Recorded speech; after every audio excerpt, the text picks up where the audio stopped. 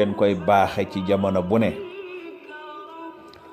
tey nag li ma leen indil mooy luy dàq ñàkk, ndax gis nañ ni jamono ji dafa metti, dund gi metti na, nekkuwaay yi metti na ngir nit ñi amatuñu dara.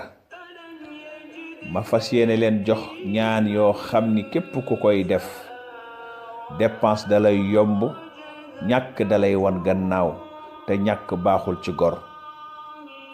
loolu moo tax nag ñu leen koy baaxe, ndax xam-xam la bu wér boo xamante ni tabarakallahu am yërmande gu ñu am ci yéen, am ko ci jullit ñi, ngir bëgg ñépp fu ñu nekk am fa jàmm, kenn bañ leen a yërëm. moo tax ma di leen ko jox, te lii képp ku koy jëfandikoo kenn du la yërëm.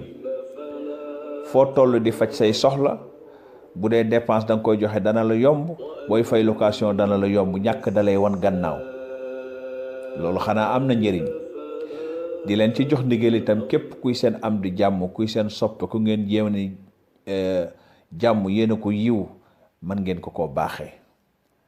fépp fu waay mën a ne, soo koy jëfandikoo nii ñu la koy waxe, moo xam Sénégal nga nekk, moo xam bitim réew nga ne, foo mën a ne ngay jëfandikoo lii, kenn du la yërëm fa nga ne.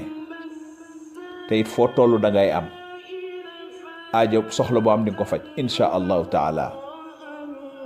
jox nañ leen ci ndigal képp kuy julli rek ngeen envoyé ko bu ko kenn téye ci sa téléphone, ndax ñun bëgguñu kenn ñàkk, bëgguñu kenn am problème. dañ ko def nag, def ko hadiyatan li rasulillah. kon yéen waa siratu nabawiya, tas leen ko, joxe ko ngir ngeen am ci tuyaaba ji, ndax ñàkk baaxul ci gor. bi ci jëkk mooy saa boo jullee fajar, bu ñu nee salaatu xayru mina nawmi, jógal julli 2 rakkay fajar.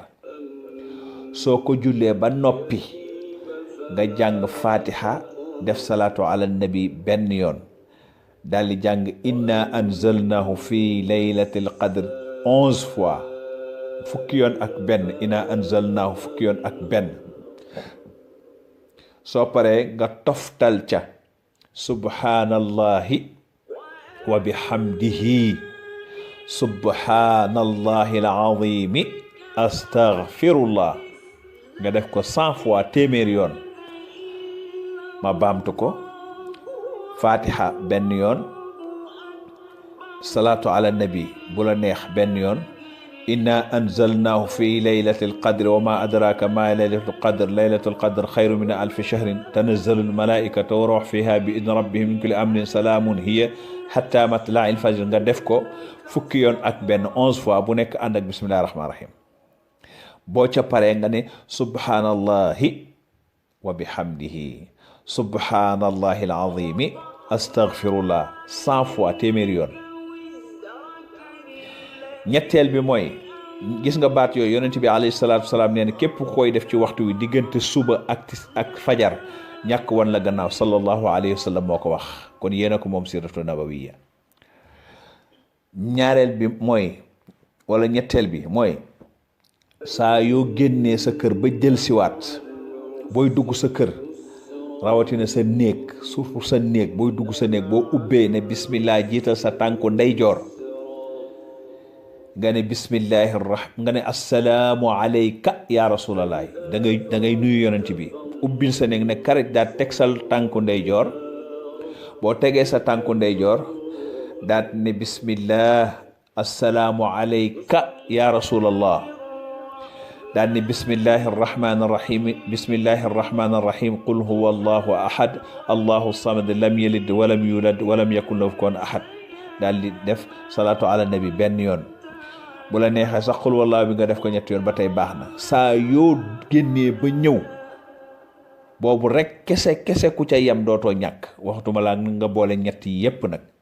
képp koo xam ne yaa ngi def lii, ñàkk wan na la gannaaw insha allah. nga saxal ko nag, da nga koy saxal. saa yoo génnee ba dugg say néeg, booy ubbi rek neel bismillah, jiital sa tànku ndeyjoor, ne assalaamu alayka ya rasulallah, bismillahi arrahmani arrahim, qul huwa allahu, ba mu jeex.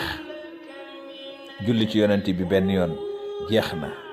lii lañ leen indiloon tey comme cadeau. indiloon leen ko, mu ngi njëriñ loo xam ni jullit yépp laa ko yéene, ngir ñàkk gi dafa metti tabaarakallaahu te ñàkk baaxul ci gor.